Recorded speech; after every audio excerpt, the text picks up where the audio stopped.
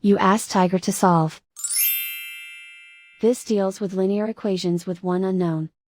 The final result is x equals 7. Let's solve it step by step.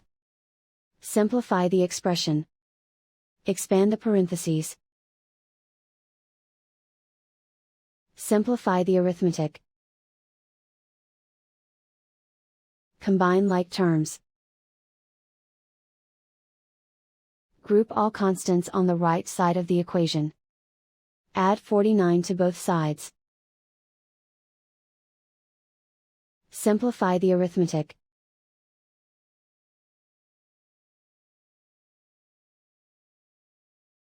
Isolate the x. Divide both sides by 3. Simplify the fraction. Find the greatest common factor of the numerator and denominator. Factor out and cancel the greatest common factor. And so the final result is x equals 7.